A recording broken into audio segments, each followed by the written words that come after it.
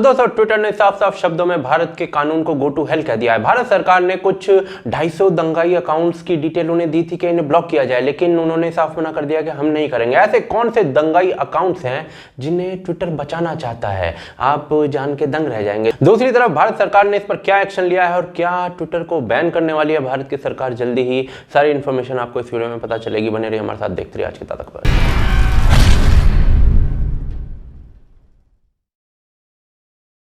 तो दोस्तों कल ट्विटर ने एक नोटिफिकेशन जारी किया और उसमें क्लेम किया कि भाई हमने ऐसा कोई भी अकाउंट अब डिलीट नहीं किया है जो कि न्यूज़ मीडिया का पोर्टल है या फिर डिजिटल मीडिया से या जर्नलिस्ट है या पॉलिटिशियन है या फिर एक्टिविस्ट है। हम फ्री स्पीच का सम्मान करते हैं और भारत के कानून में निहित जो ऑप्शंस हैं उनको तलाश कर रहे हैं। ऐसा क्यों किया ट्विटर ने? तो जी मैं आपको पहले भी कई वीडियोज में बता चुका हूँ कि भारत सरकार ने उन्हें करीब 250 अकाउंट्स की लिस्ट भेजी थी कि भाई ये दंगाई अकाउंट्स हैं, ये दंगा भड़काने में व्यस्त हैं, आप कर क्या रहे हो, इनको ब्लॉक करो। तो ट्विटर ने उन्हें 4-5 घंटे के लिए ब्लॉक किया था और उसके बाद अनब्लॉक कर दिया था, ये कहते हुए कि भाई हमने तो इनकी जांच कर ली है, इनमें तो कुछ भी नहीं मिला हमें, ये तो फ्रीडम ऑफ एक्सप्रेशन का उपयोग कर रहे थे। ऐसा क्यों किया ट्विटर ने, आगे बताता हूं। लेकिन भारत की सरकार ने जो जवाब था ट्विटर का, वो भारत की एक एप्लीकेशन कू पर दिया, जिसमें उन्होंने लिखा कि ट्विटर के ऑफिशियल्स ने मीटिंग की रिक्वेस्ट की थी। MEITY यानी कि ministry of electronics and information technology की सेक्रेटरी ट्विटर के सीनियर ऑफिशियल से मिलने वाले थे।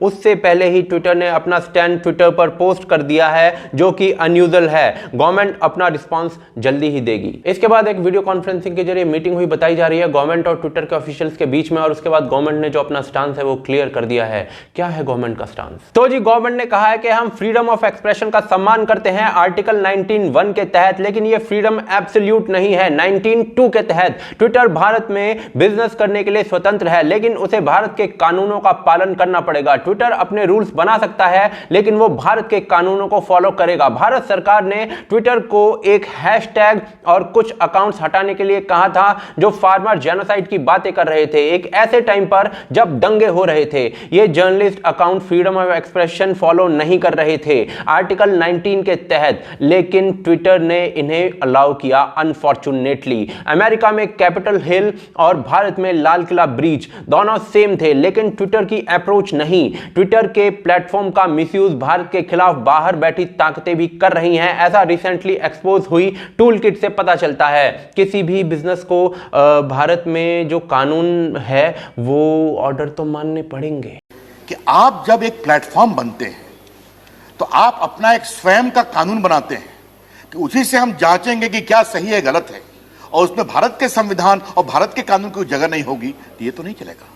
आप यहां पर हैं तो आइए, आपके काम का सम्मान है, आप जो अच्छा काम कर रहे हैं उसका सम्मान है, आप व्यापार करिए, FDI लाइए, पैसे लाइए, लेकिन भारत के कानून और भारत के संविधान का सम्मान करना पड़ेगा। ये हम बहुत फिर पुख्ता से कहना चाहेंगे। मैसेज तो भारत की सरकार ने भी स्ट्रांग दिया है, लेकिन ट्विटर तो पहले ही क्लैरिफाई कर चुका है अपने नोटिफिकेशन में कि वो जो है वो फ्रीडम ऑफ एक्सप्रेशन के लिए लड़ेंगे, और दूसरी तरफ भारत के कानून में मौजूद जो भी ऑप्शंस हैं उसको तलाश करेंगे। यानी कि बेसिकली कह रहे हैं कि कोर्ट जाएंगे।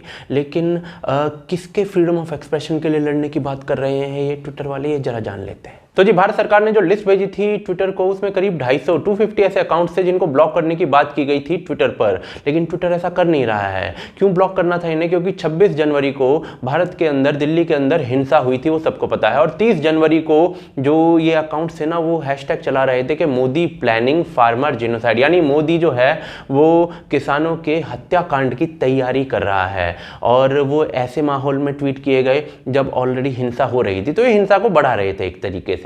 लेकिन ट्विटर ने कहा कि भाई हम तो डिलीट नहीं करेंगे, तो फ्रीडम ऑफ एक्सप्रेशन है।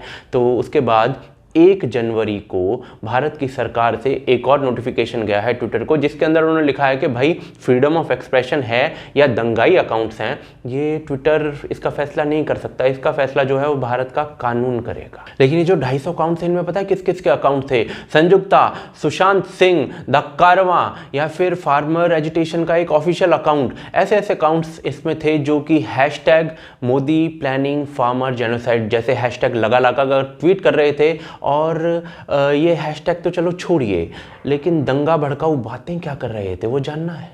तो जी एक एग्जांपल के थ्रू बताता हूं। 26 जनवरी को किस प्रकार से सुबह से ही हिंसा चालू हो गई थी वो हम सभी ने देखा है, लेकिन उसके बाद क्या होता है कि कारवां जैसी एक मैगजीन है, लेफ्ट लीनिंग मैगजीन है, वो एक झूठा आर्टिकल छापती है कि पुलिस ने जो है एक किसान आंदोलनकारी के माथे पर गोली मारकर उसे खत्म कर दिया है, उसकी हत्या कर दी है। और यही न्यूज़ जो होती है फिर वो राजदीप के थ्रू आती है, राजदीप लाइव टीवी पर ये चीज़ें बोल देते हैं। और उसके बाद दिन जैसे बढ़ता जाता है, किस प्रकार से हिंसा बढ़ती जाती है, किस प्रकार से पुलिस वालों को खाई में फेंका जाता है, किस प्रकार से ट्रैक्टर से उड़ाने का प्रयास किया जाता है, वो हम सभी ने देखा है। और ये जो फेक न्यूज़ फैलाई गई थी इसकी बहुत बड़ी भूमिका थी पूरे दिन के जो घटना हुई थी, जो हिंसा हुई थी उसके घटनाक्रम में।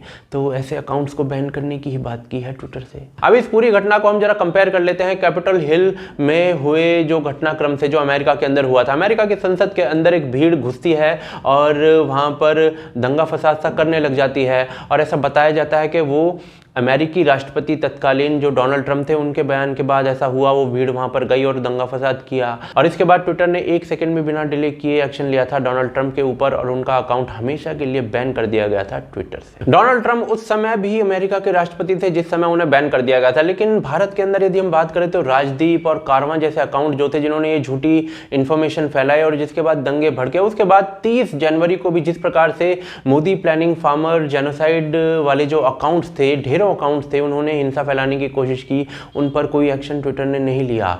लेकिन सेम चीज के लिए डोनाल्ड ट्रंप पर एक्शन ले लिया जो कि अमेरिका के राष्ट्रपति हैं। लेकिन सवाल ये कि ट्विटर ऐसा कर क्यों रहा है? तो जी ट्विटर ना आई थिंक ऐसा जानता है कि गवर्नमेंट उसके खिलाफ कोई भी एक्शन शायद नहीं ले पाएगी। क्यों? क्योंकि ट्विटर किन कंट्रीज में बैन है? चाइना में, तुर्कमेनिस्तान में, ईरान में या फिर नॉर्थ कोरिया में। अब क्या ऐसी जबरदस्त लिस्ट के अंदर भारत भी आना चाहेगा? मेरे ख्याल से तो नहीं आना चाहेगा। दूसरी तरफ ट्विटर ने क्लियर कर दिया है कि वो लीगल ऑप्शन जो है उसको ढूंढने के लिए तैयार हैं। तो ट्विटर जो है अगर कुछ एक्शन लिया जाता है भारत सरकार की तरफ से तो वो कोर्ट चली जाएगी, सालों साल शायद मुकदमा चलता रहे, या जल्दी भी अगर नोटिस आ जाता है और ट्विटर के खिलाफ भी आ जाता है तो भी शायद ट्विटर भारत को बाय बाय कहने में हिचकाएगी नहीं। पता है क्यों? तो जी ट्विटर का जो 2019 का नेट प्रॉफिट था भारत के अंदर वो सिर्फ 5 करोड़ रुपए है। जी हाँ, 5 करोड़ डॉलर नहीं, 5 करोड़ रुपए है। और ये ट्विटर जैसी कंपनी है जो इतने बड़े साइज की कंपनी है, उसके लिए आटे में नमक के बराबर भी नहीं है। भारत से कुछ ना मिलता ट्विटर को। दूसरी तरफ यदि ट्विटर जो है वो भारत की सरकार का जो निर्देश आया उसके सामने झुक जाता है, तो जो ट्विटर की एक लिबरल इमेज है या फिर सूडो लिबरल इमेज है या फिर वो इमेज के हम तो सरकार से लोहा लेते हैं,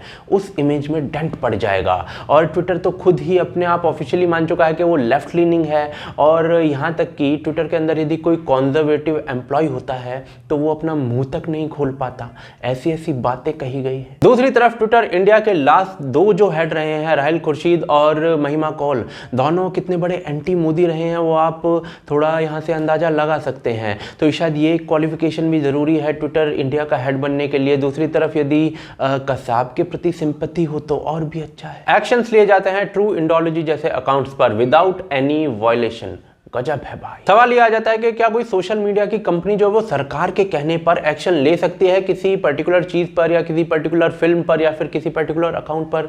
तो जी 2012 में 2012 में जो है गूगल ने एक्शन लिया था एक फिल्म के ऊपर जस्ट बिकॉज भारत सरकार ने उसको बोल दिया था।